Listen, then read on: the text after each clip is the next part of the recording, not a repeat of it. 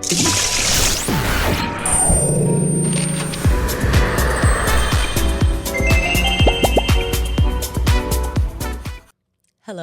everyone. Welcome back to the LesBiReal Podcast with your hosts, Genesis and Mariah. Good morning. Good morning. Yeah. Jazz hands. Oh, that's right. Welcome to the room. The Rock. Ring. The Rock. Dwayne The Rock Johnson. Yeah. Knicks because we're Knicks in 3. Actually, by this time, the Knicks should have won the whole series. Yeah, By the time y'all see this, I'm putting it out there. They won everything. We're back in the stadium. Let's go Knicks. Let's go Knicks. Defense. I love how we were doing that at a watch party and they can't hear us. They can't hear us. But we were committed. We were in like, spirit. Defense. Yeah, in spirit. We had a good time. Mm-hmm. You know, if y'all watched last week's episode, You should have. of Mariah's proposal and us all about basketball. Oh my God. The title's going to be Love and Basketball. I'm so excited. Wait. Oh my God, stop, because now I'm thinking about a photo shoot right now. Oh my God, I'm super gassed. Gassed. We gotta pin this because pin that. This Love and Basketball photo shoot, write that down right now because we're doing a Love and Basketball photo. Oh my God, stop. God. That's going to be so great. Stop it. Anyway. I will go on Etsy right now and get his jerseys. Like, what We're are you literally talking about? workshopping this live. This is so sick. Good job. Oh my God, I'm so glad they can. I went, you see something? I saw it. There it goes. There was the thought. And I grabbed it. I was like, wait, hold on. Love this. That was so Oh my God, that was so great. You know how I feel right now when I found that Giants sweater for you? It's Kith, Giants, and on the back 1990 when they got it. Yeah. That's it. You hit that one out the park. That was a good one. That was a good one. That was a good one. You were good. That's a good man, Savannah. That's a good man. Thank you. That's how that moment felt. So I'm very excited about that. That was great. I know. Anyways, well, another reason why we're so excited. Yes. Happy 1 year to LesBiReal. Happy 1 year to LesBiReal Podcast. Ain't that wild? Isn't that crazy? We've been doing this for a whole year. Mm-hmm. A whole year. How do I know? Because the RSS feed rang my bank account. And I was like, oh, that's right. I was like, I forgot about it. I looked at my phone. I was like, what? I was like, oh my God. I was like, it's been a year. It's been a year. That's crazy. Mm-hmm. And to not only have been a year, but we're also in Pride Month. Mm-hmm. Happy Pride, everybody. Happy Pride. Happy. Time for the gays to be outside. Time for the gays to be outside. All the corporate companies love us right now. They love to flood us. Yes, everything is rainbow. Go get your rainbow stuff. Yeah, I was just about to tell you, I saw Abercrombie had like a P-Town thing. Did shirt. they? And they also have a shirt, because I was thinking for Pride we should go to Stonewall. Yeah. I haven't been to Stonewall in years. Yeah. They have a Stonewall shirt. So it's like that's dope. It's gay, but it's not like gay. You know yeah, what I mean? yeah. Like, I see don't you. need a flag across my chest because I'm good with what we have. Right, and then I'm gonna be the rainbow. She will be the rainbow. I'll be Skittles. She's literally gonna be Skittles, and I'm gonna have a white tee that says P-Town. Yeah, literally. Pride. Or I might be topless. Oh my goodness. Might be topless. Can I get you pasties?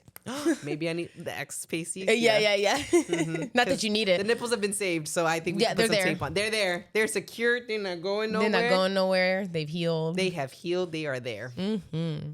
And it looks good. Nips. Got Yes. you good pecs. Yeah, I got a good set of pecs. Yeah. Mm-hmm. Everything has changed. It looks all. Yeah. Well, think about that. You started the podcast with boobies. I had boobs, and now 1 year later, I don't got the boobies. Nope, all done. All done. So many things that have happened in a year. So many things. And it's interesting because like our relationship was like really, like you can see everything play out and everything that we've been through, like all on the podcast. Literally, yeah. Which is really nice. And it's just been therapeutic for us. 1,000%. Because like we don't script this. We literally just say, hey, here's a topic that we're going to talk about. And then we freeball we here. just off the cuff. It's really off the cuff. I'm sorry. Like I'll have like certain points to hit. But like, other than that, nothing really too scripted. Yeah.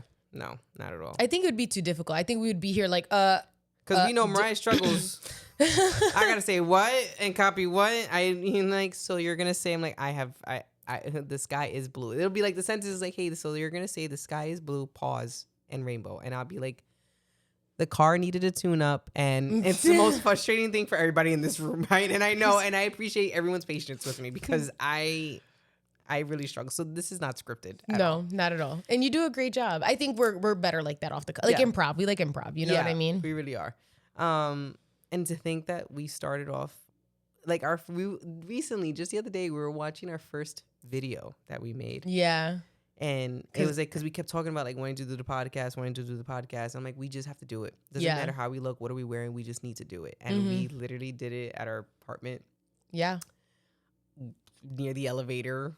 Yeah, we went to like textbooks holding the computer and doing a thumbs up by mistake, and the thumbs up emoji would come up. Remember? We had to learn how to like keep our hands down. And like we noticed how much we use our hands to talk and stuff like that. Yeah. And you know, we've come a long way from recording from there, and then we ended up doing it in the wine room, still by ourselves and stuff like that, and editing and stuff like that. And then the way we reached out, and really, I mean, they really we upped the game, and it was actually on the 6-month mark. Yeah, is when we upgraded to the studio. Yeah, and it's been great. Yeah, we've had a really good time. Yeah, it's been really awesome. I think that LesBiReal has opened so many doors for us and stuff like that, and I'm most proud of you because like when I first met Genesis, her Instagram was private, so was I. Super private, yeah, but had a lot more followers and following and stuff like that. And Genesis, when we ended up finally accepting each other's friend request from Hinge,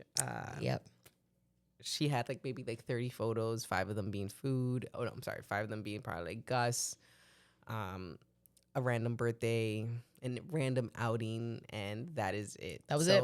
And she was very private, had like maybe 100 people following her. Her friend request list was very, very high. And I just wouldn't accept people. I don't know like, why you don't even know me. And I'm like, wow, here we are going to do a podcast. Like, I didn't know how she was going to take that. And I mean, your own growth from it. Yeah, it's definitely been different from me. Like I've noticed like my mom has like bumped in. Actually, I didn't tell you this. My mom bumped into someone from school recently, like from my high school. And she was telling them like, oh my God, I watched the podcast. It's so awesome. And it's just weird because like I see certain people from school comment on certain things, or they'll like send me a message and like, this is so awesome. And I'm like, how weird must that be? That like I went from like nothing to like literally a lot, nothing, you know? And it's interesting because like I don't know if you remember one time we were driving home from like discussing the podcast and stuff like that, and this is before we started recording, and I literally started to get emotional because I was scared to like record myself. I mean, even the first few episodes, you were like, I'm stiff as a board. Yeah, like even that first episode, if you look back at it, you didn't move. Like you were very, stagnant and stuff like that. You were still able to articulate yourself, and it was still a conversation flow was nice, but like you struggled, and not that you struggled, it was a lot for you. Yeah. I think struggle is the right word. Like I think I was super uncomfortable, but I think that was also kind of the point that I feel like maybe in my life I had been kind of doing the same things over and over again, and whether it was meeting resistance in life or just the same outcomes kept occurring in my mind. I'm like, well, nothing changes if nothing changes, right? So you gotta make a change. I think that was like my goal of the past year was you got to put yourself out there. Now, is social media the thing for everyone? No, not necessarily. But I think like, I mean, obviously I like to talk. I'm a chatterbox. You know what I mean? Like I work in sales currently. So it's like being on the phone is no problem to me. You want to talk? Let's talk. Let's hash out a deal. I love it. So it's been like, I think a real eye-opening experience. I think even now, like doing sales, it's helped me grow and be more out there. And like, even now, if you look at my social medias, I'm trying with my videos, trying my best to like really get outside of my comfort zone and maybe not be so embarrassed. Cause I feel like I'm embarrassed about everything. Like that was always my thing. It's like, I don't want to look a fool. I don't want to. Correct. Like I know what I pay attention to in videos, and in my mind I'm like, oh, I can't do that. Oh, I can't do that. Oh no, I would never do that. Like I can't put myself out there, blah, blah, blah, blah. And I think it was a lot of I can't. And then recording the podcast and posting it. I remember when I hit publish, I was like, oh my God, you can't go back. Everybody knows about you now. And it was like weird to think about. And the feedback is nice, but it's still feedback. It's still feedback. And I don't want to hear that I'm wrong because I'm a Libra. And that was one of the things we talked about in the first episode was our star signs. But I think it's been a really nice journey to help me understand that maybe looking a fool, not that I think like we look a fool online, but like I feel like I recently posted like a video of us acting. Like we posted a video about pretending to be watching a Giants game during basketball season. Jokes on everyone. We knew it was basketball. Ha. But like that was super weird for me to record of me. But that was also your own idea. It was my idea. Like you're super creative in that sense. I don't really have that creative. So I think recently I've noticed we used to say that the thing we have in common is that we're not creative, right? Like we can't we can't draw anything. I can't think of ideas on a limb or something on a whim or something like that. But you recently have been really recording our videos, like the ones that we've been publishing, the ones that we've been doing. You've really taken that by the reins and you've been doing phenomenal. I'm just there. No. I'm just the extra. But what's interesting is that I started to get the ideas of because how you were recording. When we used to do, or not used to, but when you did the birthday videos of us like setting up like you were the ones doing the videos that I'm doing now is what you were doing. And I was like, oh my God, that's so cool how you got that shot, how you got this, how you got that. And then like, that's what started to like get like kind of the gears moving, I think. And like, my thing is, if I don't know something, I don't know something. Yeah. Right? Once I know something, it's over. It's over. Genesis will tell you from the beginning to the end how that thing works. Yeah. I want to find out the ins and outs. How can I do this the most efficient way? Like when someone at work asks me about my email, it's the highlight of my day. She and her email. It's look at beautiful. it. I can see the goosebumps. I can see the goosebumps. I love it because my whole thing is organization. I don't want to have to do things twice. Yes. I want to know what everything looks like. So like someone at work is like, hey, how do you set up your email? I'm like, I'm so glad you asked. No problem. No problem. I'll go sit with you at yours right now and we'll fix it. No problem. I can handle this for you. So I think that once I started understanding like videos, editing, the social media class by the way we social. That's what really kicked off even taking that journey of how we record was that class. Because I there was a lot of things that I didn't even think like how to shoot something or like how ideas and how you could collaborate and stuff like that. Yeah, that was really beneficial. I mean, my very next we've talked about this before. My very next video was night and day from anything I'd done. Night and day. Correct. I really was like, oh, I get it. I was like, all you got to do is explain it to me. Then I'm like, oh, okay, I got it. And then, now, speaking with their friends, I'm like, okay, so this is how I was doing. This is how I'm editing. This is how I'm doing this. But like, because it's not something I formally studied or something that I do all the time, I realize that I am doing things that take a little bit long, not crazy, because I do have a quickish turnaround on certain things, but like you made the engagement video relatively fast, and that was a lot of content that you were I had to do. I was like that, and we were still recording regular content for the day. Like we still right. It was I was doing that in between it as well. Yeah, and now I'm finding that I kind of have to, I think, more have a plan in my head, like which I do, but I find that excuse me, that I take a lot of more shots in the event that I might need it. And I want to learn how to be more intentional while I still do need those things, right? Like the extras, but I want to be more intentional of I'm doing this, I'm doing this, I'm doing this, I'm doing this, and this is how it's going to flow in the video. Yeah. And maybe if I have a better, like if I'm able to utilize the tools that we have better, that it's going to make it a lot easier for me to make those clips. And it's interesting because I started getting into the technical side of things when we started the podcast. Because like right now, obviously we don't set things up, we don't edit, we don't do that. No.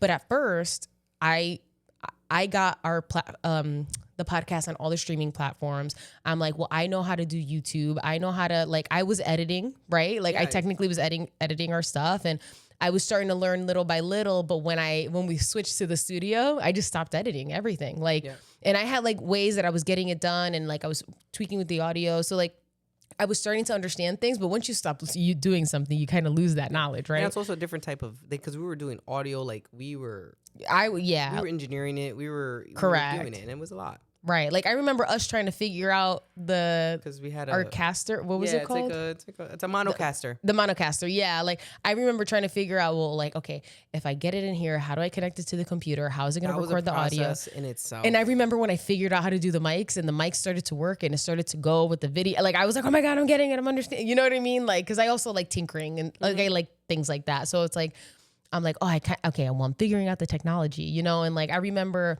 that goal actually, let me see if I'm not too embarrassed. I think somewhere on the computer is a clip of what our podcast was going to be before it was LesBiReal. And we like introduced ourselves as, can I say it? Yeah. We introduced ourselves as the beginning wind, which, and if you don't understand what we're talking about, my name is Genesis. And if y'all know, it means the beginning. If you're into the Bible, you should know that already. And Mariah is another way to say. They call the wind Mariah. So it's a Padawagan song, but it's also a biblical name as well. So. Correct. So I thought the beginning wind was perfect. But workshopping, because again, at the time I wasn't working in sales, but I had done sales. You know, I went to business school. So I have marketing, advertising. I have a few of those things under my belt. I kept workshopping it and I'm like, but it doesn't say anything about what the podcast is about. That's right. And I was like, and I know when it comes to like selling and stuff like that and getting people to understand, if like your name alone has to really point out to what you're talking about. For sure. And I think the beginning wind, I was like, it's not a religious podcast. It's not. I mean, it's a funny pun, right? But like, it's hilarious. Like I came up with it. I'm like, that's so funny. But we literally were like, and this is the beginning wind. And I'm like, and it just didn't feel right. It wasn't. But we want to be real. We want to be able to be transparent. And the point of the podcast was for that, just to be transparent about our relationship, about what everything is going on in the world and stuff like that. And be an outlook or an out. What is that? An outlook. A resource? There you go. For other people in our community that, you know, like there's a lot of podcasts out there and social media brands and stuff like that. There can be a bit vulgar. Yeah. In their lesbian content. Yeah. And it's something that's always made me feel uncomfortable because that's not how I would like to be perceived. So I wanted to make sure that what we were speaking on, although we can be vulgar, we've had, you know, we LesBiReal After Dark. Asked our parents not to watch and stuff like that. But you know, it's important content, right? Even sexuality and what does that look like for both of us and having safe spaces like that. You know, it's like learning to be able to speak on content like that. That's just not like, and gives like the heterosexual, everybody people like, this is why. Right. I feel like, I think the other podcasts that are more surrounded about lesbian content and kind of give more of an insight into the sexual aspects of it, I feel like it's a way to bring in the heterosexual viewer, right? Because, I want to know. But then I feel like it also proves a point that sexuality or like our preferences and who we like is only based around sex when it's not, because we live regular lives. 1,000%. We have kids, we go to school, we go to work, we have coworkers, we, you know, have not all of our friends and everything around us are gay. Correct. We do touch on topics where it's first date. I remember doing a thing on that. Like, what are some red flags to look like? Doesn't have to just be about you being in a gay relationship. It's just a topic that we know within our community, and like maybe it translates or it goes into the heterosexual space. Correct. And I feel like some of the other podcasts kind of give at least the straight people who think that that's what it's all about, it's like confirmation bias for them. Yeah. Well, you see, the gays only talk about fucking. Yeah, literally. And it's like, and I'm like, and I don't like that. Really vote, and it's like I don't even watch things like that. It's just it makes me. I'm already quiet in terms of that, like that should be private and stuff like that. And just learning how to open up. So when I see things like that on social media, not that there's anything wrong, they're obviously doing very well. It's just not something for me. Yeah, I mean, why not provide another outlook for somebody else? Right, and whenever we see their content, whenever it comes up, that happens to be the topic. Yeah. Of something that they're talking, and it's funny. It's hilarious. And it pushes for why their platform could be bigger and stuff like that. It's just something that I think there's just more to being within the gay community than talking about having a strap on. Yeah, like literally straps. And like, what's your thing? And like, we can talk about that. Yeah. Let's be real, you know. Yeah, like after hours. After dark, and like, you know, talk about the tools of the trade per se, but like not for every. Because I know it's always a conversation, like, how does that happen? And it's like when people try to act nicely or, you know, just curious or just want to be more informed about it. It's, you know, when you see content like that, it's just like, ugh. Yeah, I would rather give like a broader view as to what everything is looking like. Yeah. You know, that it does look different for everybody else. It's not necessarily boxed. I mean, clearly we love labels, but it's not boxed into something that is inaccessible to straight people. I want to show that we are all the same. Yeah. And we all have different. Yeah. We still, like, I still struggle with the trash. And it is what it is. And that's what everybody else struggles with. Like, who's going to throw it out, you know? Bathroom trash can. So happy, bro. I want to get rid of it. I hate it. I know. I hate our bathroom trash can. I just like that it has a lid. And I hate that it's just, you know what it is? The day one we got it, it broke. It is inside. So there's like a little pail that you're able to pull fully out. But because it's broken, you can't take the pail out anymore. So now you have to bring the whole thing to the big trash can and empty the whole thing. It's just the process. Yeah. But we've learned to communicate because of the podcast. Yes. And like, even doing the podcast, I think it's not helped our relationship. I think it's strengthened our relationship. Because like I said, none of this stuff is scripted. So a lot of the topics that we do end up bringing up, we end up learning more about ourselves here. And it's like, wow, I didn't know that's how you felt about that. And it's crazy because why is it a camera and a really close friend of ours here? And it allows us to open up. Yeah. You know, like we talk all the time, but like there's certain topics there's like, well, that's. Yeah. Or maybe it's something I forgot to mention. You know what I mean? Or that you forgot to mention. And I'm like, wait, hold on. I feel like that would have been really helpful when we were talking about it. But I think it allows us like to revisit topics. Cause I feel like sometimes when there's a discussion occurring, sometimes if it gets a little heated, it's a little uncomfortable. Like sometimes it's kind of hard to have that full blown conversation, but I think having a conversation then and then having a separate conversation in a better headspace, you're more mentally clear because you've already hashed out most of the big details. It kind of and you're emotionally better. Right. I'm like, I think it allows us to kind of come full circle and be like, oh, so remember this point, this is what I was talking about. But maybe because you or I were frustrated, we couldn't see that point because it was already, there was too much going on. Yeah, there was a lot going on. And I think that also it's helped, like say for me, like ease into the conversation of when I was starting to do testosterone, wanting to do top surgery, wanting to identify more so as being non-binary or trans-masc and everything like that. I think having this outlook or outlet. That's this whole time. That's why I'm so sorry. Outlet. Yeah. Having this outlet personally and it being shared with friends and family and people on social media. I don't know. I don't want to say it helped me transition because I'm not transitioning into anything, but allowed me to open up. Yeah. And see that it wasn't as scary as I thought it would be and being able to have other people, like I remember making that video in the living room about starting testosterone and stuff like that, and the amount of people that I didn't think that would reach out to me privately via DM, text message and stuff like that was so, what's the word? Comforting. It felt safe.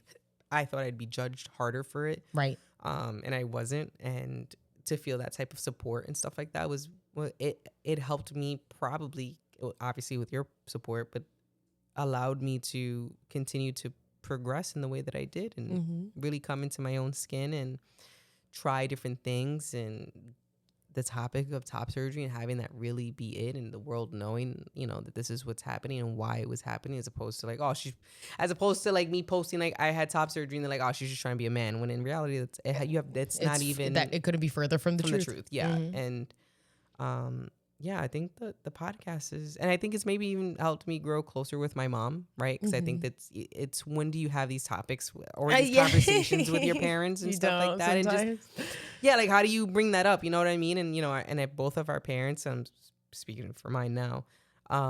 You know, it's great to have her watch it, and then she gives me a full feedback, which I can appreciate because she'll watch the whole. Yeah, it gives me my report back and stuff like that, and she's like, wow, that was a really interesting topic. I had no idea. Or that's something that I didn't know about. I didn't know like this trans mask or non-binary, and like how do you and the differences and bringing up the conversations of pronouns and stuff like that. Because like, my mom has always been very supportive of me. My family has and stuff like that. But like entering these different stages and stuff like that, and being non-binary and having different pronouns, and her asking me like, so what do you want me to call you? And like it not being an awkward, not that it was ever awkward, but a lot of things were said already. Yeah. And like she understood from the podcast, so that we can, our next conversation about that, I was like, wow, I didn't know that's how you felt. Yeah. And like how, as a parent, how can I best support you through this? Right. And it's, my mom's always saying at the end of anything is just, I'm happy for you as long as you're happy. Right. So I think that it's this podcast was more than just the both of us that like to yap. I think it's been an outlet for us to just really explore ourselves. Yeah. And like I said, your confidence is in recording and stuff. Like I'm telling you, when Genesis's profile, I wish I could have taken a screenshot from it, from what it was then to what it is now. Yeah. It's night and day. A lot has changed. But I think you're right to kind of circle back to like having an outlet. I think it just helps solidify a lot of the things that I didn't realize that I was looking for, the things that I wanted. And like you said, like getting feedback from people, it's comforting to know that there's people who support you out there. Cause like you can have the support of your friends and your family. Like you said, like, oh, becoming non-binary, getting top surgery. Like I'm just one person who's supporting you. But to know that you're not being judged, which is a lot of the fears that we do have in general about the world, or about how we're perceived, and perception is everything. Everything. It's to know that there's other people who are like, oh, okay, and to be honest, let's be real. We actually got our first kind of ish negative comment on YouTube. Yeah. And I was like, interesting that it took one whole year to get something a little negative, but we had fun with it on the YouTube. So I'm not going to say which episode it was on, but you can go and you can try and find it. Yeah. And I made a funny comment back. But it's interesting to know that of all the people, one person didn't agree, which we know people don't agree with us, right? 1,000%. But I guess I assumed that the negativity would happen first. Yeah, and it was, and I was support, right, and I was wrong, and I never say that, and I was wrong, and it was all the positivity that came first. And I think I would like to see where everything goes with our 1 year, and we're gonna talk about it more when we come back. Let's go.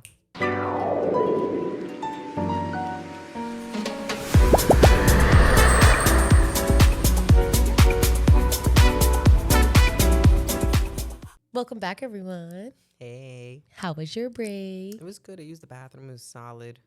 It was good. A solid poop. No, I'm just kidding. This time I peed. This time. Did you hear that? This time. But yeah.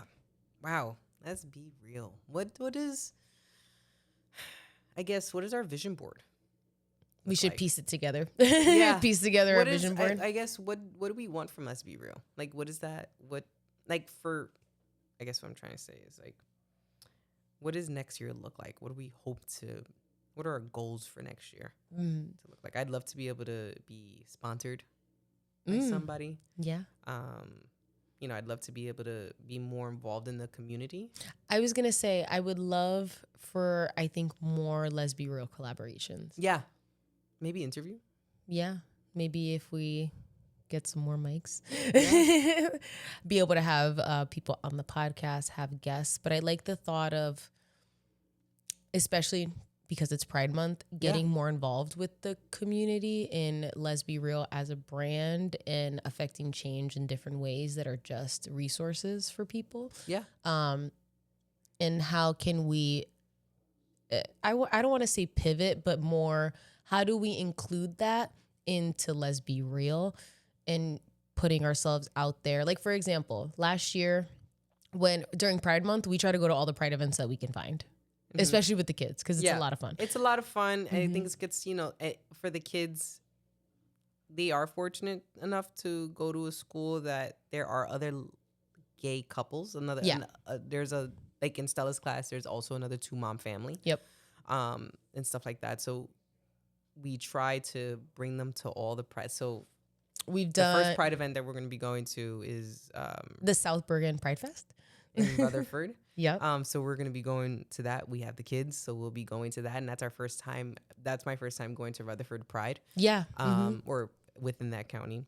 We've done Montclair Pride. Yep. That's a great one. That's a really good one. We've done Glen Rock Pride. That's a nice family-oriented one. Yes. It's a smaller one, but it's really nice because they have a lot of activities for the kids, a lot of drawing, crafting. So I'm really excited to see what the different prides are like. Yeah, I'm really excited for this Rutherford one. Like, it seems like it's going to be big. It seems like it's a bigger production. Yeah. Compared to Glen Rock. What's nice about the Glen Rock Pride is that a lot of the, I think it was our first time going there.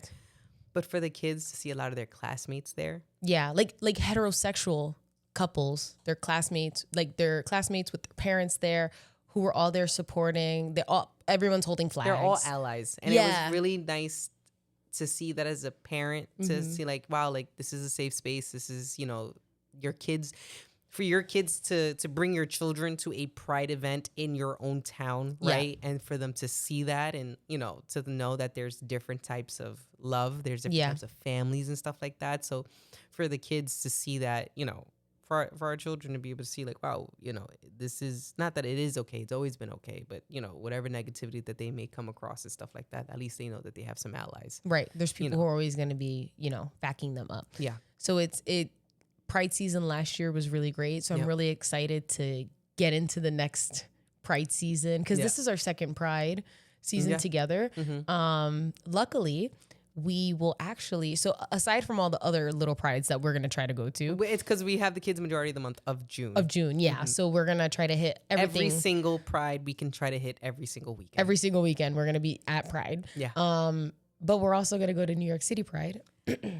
Which is my favorite Pride. And the last time I went to New York City Pride, I must have been not even 21, maybe 20, maybe 19 years old. That was the last time I've ever gone to Pride. And I actually really look forward to going. I'm excited. This year. For the past couple of years before I met Mariah, my friends and I, we all used to go to Pride all the time. And we would dress up and we would pick, because usually it was like a trio thing. We would always try to pick some sort of cartoon, like a theme.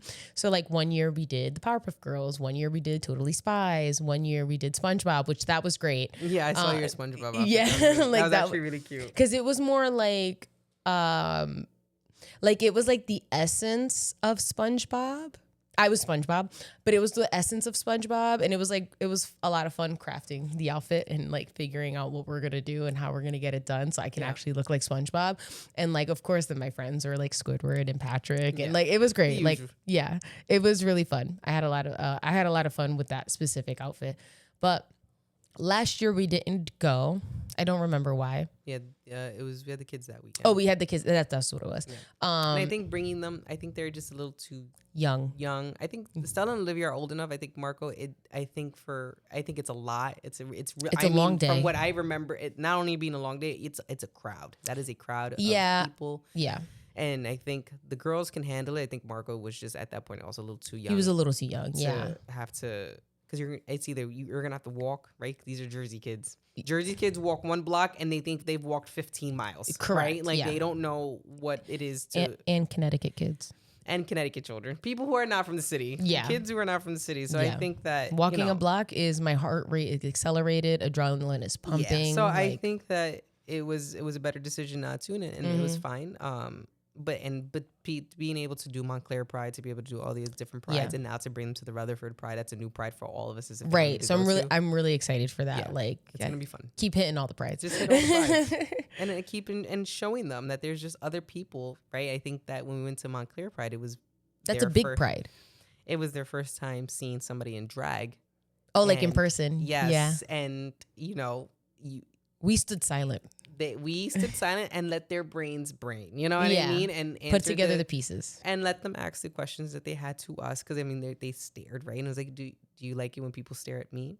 And they're like, no. Okay. So you could take a look and stuff like that. And if you have any questions, you can ask us. And we went into detail about what other people can dress like and stuff like that. And there was a period of confusion, but I think once correlating back to like, well, why do you think I have short hair? Because I don't want to brush my hair.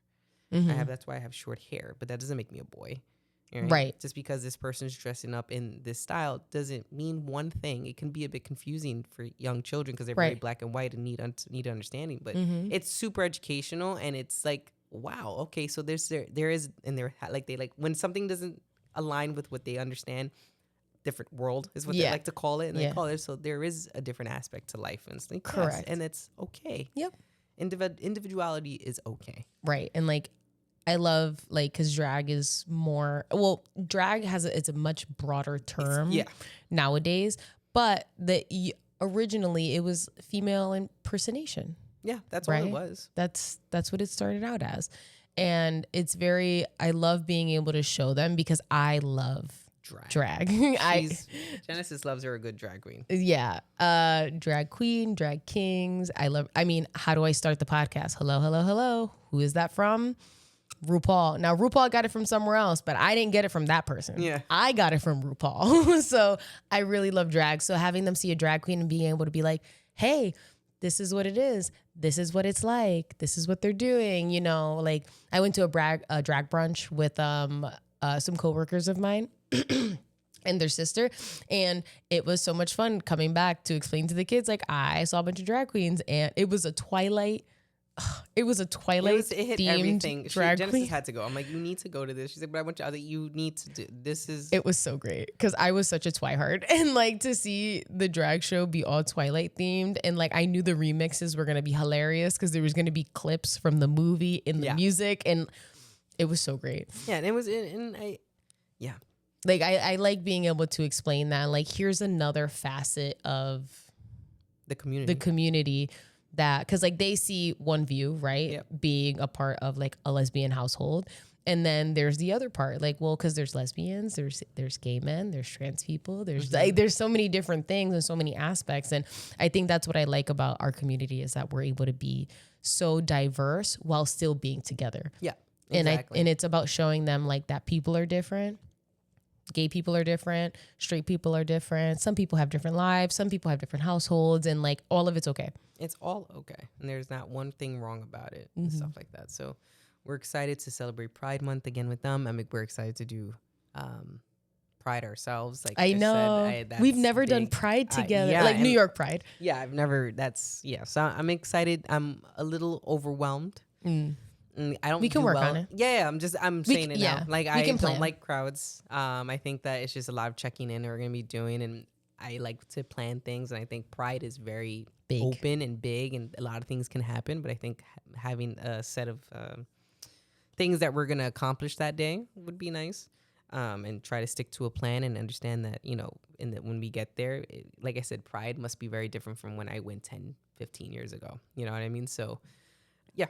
I am looking forward to that. But I mean, even going to Pride is LesBiReal. Like it came, not that it came from the podcast, but it definitely opened this space because I was very, as you know, LGBT, blah blah blah blah. Right? Yeah, and conservative gay. Yeah, it was super conservative. Gay. And yeah, you're right. I should say that conservative gay. Don't pause. I'm a conservative gay, and careful. Having this podcast is, I don't know, allowed me to not even reinvent myself. I think really allow me to come into myself. You know, my social media has looked differently now. I think before my social media used to be a lot of like comedy stuff and blah, blah, blah. Like, you know, not day in life, but like my stories used to be of that. And I think that I'd like to use our platform for something different. And I feel like as an individual, I not that coming away from LesBiReal, but LesBiReal has opened this individuality for myself in my own social media and wanting to just do things differently. Even changing my name on social media, which was funny because, like, you know, that was so great. And people were like, you know, and like the first person to notice was obviously your parents, right? So like my mom calls me, she's like, Prince Mariah, I love it. Love it. What does that mean? What does that mean? And I was like, I don't know, but I really like Prince and I like my name. My name is I love Mariah. Good job, Mom. Solid name. Solid name. Solid name. Good job. You did a good job, Jen. Yeah, like, you know, I owe a lot to LesBiReal. LesBiReal is deep in my, and I hope that, well, I guess our vision board for LesBiReal, like, you know, being able to get sponsorships, being more collaborative, wanting to do interviews, meaningful interviews, not just because, you know, people are like, oh, I would love to, like, no, like, what is the purpose of this, and what educational stuff can we get from it and stuff, and being able to just grow as a brand, and maybe also as an individual grow as a brand. Like, what if, I mean, I said I give your flowers, but the amount of content that you've been putting out and what you've been editing, I don't do any of that anymore. I'm just arm candy at this point. That's what I'd like to think. Oh my goodness. But like, you really go ahead and you've really done a 180 from when I met you to now and stuff like that. And you don't know, like, what do you want? What do you want from LesBiReal? Let's be real. What do you want? What do you want to get from it? I think I really want to continue to be more comfortable in my own skin. Yeah. Because I think that's been the biggest through line, is that while I have confidence to a certain degree, I think it could also always be better. Like, I think, like, you know, everyone, as RuPaul likes to say, everyone has their inner saboteur. Yes. And sometimes that little voice is louder at certain points. Yeah. And I think since starting LesBiReal, that voice has gotten really low. But I would love to be able, like, for example, like, I don't want to have a conversation with my inner saboteur. Yeah.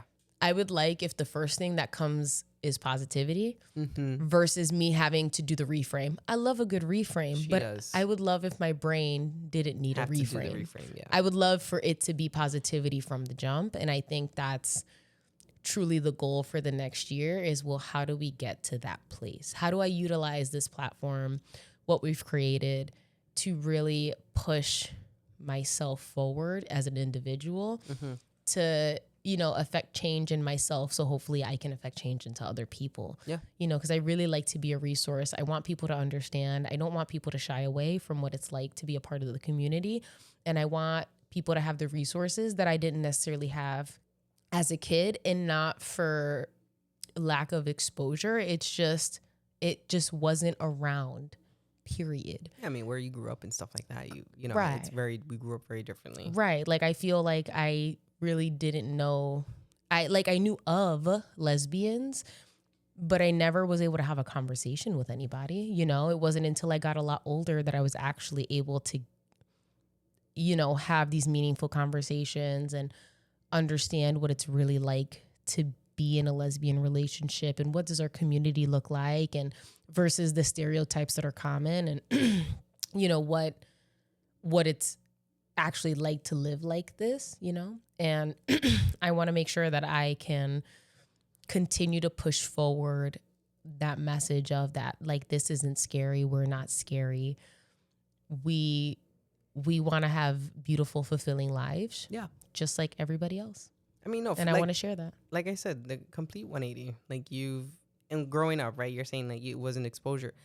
It's like the difference to me at 14. I don't know if you remember, Asila, if that was also going to the piers. That was exactly like have the no piers. Idea. So we, you know, back in the day. Sorry, Mom. When I said I was at David's house, I was at the piers, and I forget, like by Great Christopher Street. Yeah. And seeing, like, that was like first time, like not first time, but like seeing people who looked like me, and like voguing was a huge thing. You'd see all these guys and women voguing and stuff like that. Yeah. And really made me feel more comfortable in my skin, because like I was gay, not gay very young, but like apparently gay. Yeah. A lot younger. Yeah. I was going to say, like, for peers, I know of the peers, but I know it from like documentaries like Paris is Burning, right? Like, a lot of my education in the ballroom scene, voguing, the gay scene, comes from, you know, documentarians who were really pioneering and pushing forward in terms of film to record things that have never been recorded in spaces that weren't really seen. And so like the Queen, Paris is Burning, that's where I got a lot of my culture from. So like, lesbian culture is very new for me, even though technically I did date, you know, women younger, but I think the culture itself, being in like Henrietta's cubbyhole, things like that. Like, these are things that I don't understand. Like, I know, like, when I think of the peers, I'm thinking of like a lot of homeless gay children, you know, during the AIDS epidemic, and how all these kids were just coming to New York because they didn't have any other place to go, and creating communities, creating houses. That's how it goes into the ballroom scene, into voguing. And I always knew that lesbians were a part of that. We know that lesbians did have a lot of work to do with helping, you know, people who were dying of AIDS back in the day. And that's the story that I was always craving, because I technically always had the gay side, the ballroom side, and I wanted to marry. And I wanted to learn, well, what is it like to be a part of the community that I'm in? You know, not from a documentary, but from life, from experiences. Life experiences. Correct. And like here, when we first started dating, and like we went to Henrietta's and stuff like that, and more than just like the experience of, because we like to go out, we like to dance, we like to enjoy it. We like to enjoy ourselves.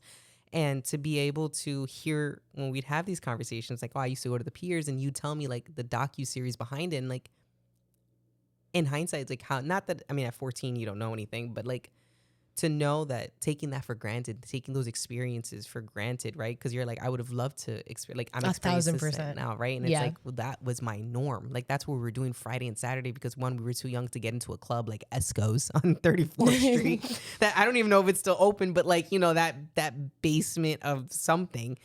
And, you know, to be able to experience things like that, I'm extremely grateful for and stuff. And, you know, and I think that's why I think this year's Pride, and we're even doing Let's Be Real, like really having those conversations with you. I want to be able to have this outlook for somebody in Nebraska, somebody in the Ukraine watching us or listening to us, and to be able to see that there is a different light and different parts of that, besides the other podcasts that are out that are, like we just said, right, or could be a little bit vulgar and stuff. And and like you can have the experience that I had growing up and still feel connected to the community, because other people are able to share that with you. Like, you don't have to be at the Piers to understand the Piers, and you can, you know, make it a goal to maybe to go there to visit during Pride, go to Christopher Street, go to Stonewall. And that's where we all end up. And it's awesome. Like, now it's giving me flashbacks when the last Pride that I went to, and like, we all ended up at the Piers, and it's just a madhouse of a thing and stuff like that. And just being in a space with that type of energy where everyone is everything. Right. And so it doesn't matter. It's pride. It's literally, it is pride. It is pride. And yeah, I think LesBiReal really opened this up, like I said, for me at least, and being way more open and communicative with everything going on in life and life experiences and stuff like that. So feeling connected to the community. Yeah. And making me feel more comfortable with putting out content, because I think that, I don't know if maybe we've spoken about it, but doing a podcast or even posting on social media with our videos and stuff like that, like, I always thought of people who do content. Like, I really want to do more content. That's where what my goal for the year is, to hopefully do a project that we've been talking about and stuff like that. And I think this project that I'd like to do will really open that window of what I'd like to do social media in that space. I don't want to bring up too much, because it's okay. Yeah. It'll get out there eventually. Yeah. But it's coming soon, and it's a great project that I really, really can't wait to do. You know, before putting out content, I used to think like, who the fuck gives a fuck? Who cares about what you're posting? And then, like, you know, a lot of people that I follow, or people who follow me, or people close to me that I personally know, I'm like, are they going to think, you know, like, the biggest thing on, this is going to be controversial, but the biggest thing about people who do social media or who are influencers or anything like that, they're considered to be narcissistic. Yeah. Right? They're vain. They're vain. They're posting it. And it's like, that's what's always giving me the, like, who the fuck cares if I post this? Like, are they going to have this perception of me? But then I realized that's always been my issue, of what if other people think of me, of my situation and stuff like that. And learning to not care anymore. And like, I am genuinely posting content because I like it. I want to do it, not because of the likes, not because of the follows, because like, we're not as big as we could be, right? Right. Yeah. There's always room for growth. But it's like, everything that we've been putting out, I genuinely love. I can appreciate it. I like it. I don't care if somebody else thinks that. So then you think those other people who are doing, like, I'm not trying to do social media or become an influencer because of what other people are doing. I just to think, like, it always goes back to the situation of where I was 3 years ago. It's like, I wish there was no more people who looked like me, who were in a similar situation, and that there was an outlook, and that there is a positive that comes out of any negative situation. Right. And that's like my why. Like, I want to do that. I want to, and this whole thing, this LesBiReal and Jalen, who's a big Jalen. supporter. You don't know. Hey, how you doing?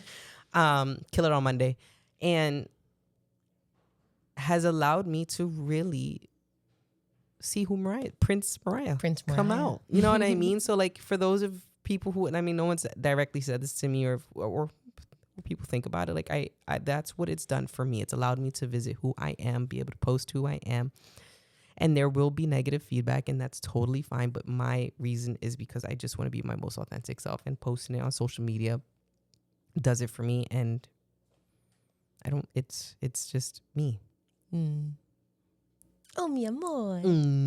We had good conversation. We did have good conversation. That was nice. That was nice. Oh my goodness.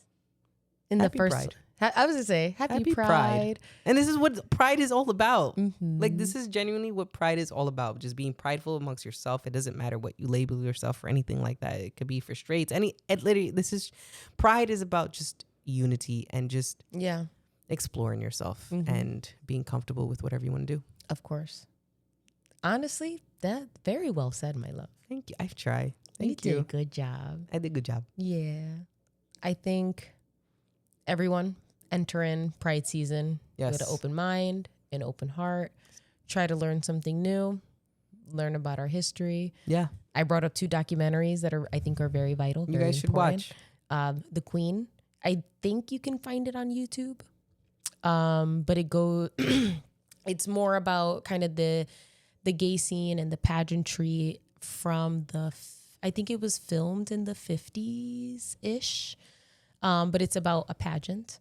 One of the most powerful houses in the voguing scene, the House of Balenciaga. You get to see their main mother there. Yeah. So that's a really good one. And if you really want to understand what it was like in New York City when I think a lot of gay people were casted into the shadows, that's when you go watch Paris is Burning. Yeah. That's a great one. That's a good one that gives you a lot of insight. I will do some research on some other ones and see what else we got going on. Yeah. But those are the primary things that really brought me in to understand what gay culture was like and how much we've evolved into being in a much safer space than what it used to be. And I think we should all take the moment to recognize that we've also come a long way. Yeah.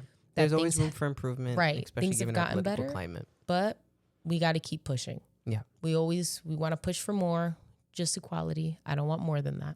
That's it. We just want to be equal. There's literally nothing more than that. That being said, it's been real. It's been real. Happy Pride. Happy Pride Month, everyone. We'll see you next time. Bye.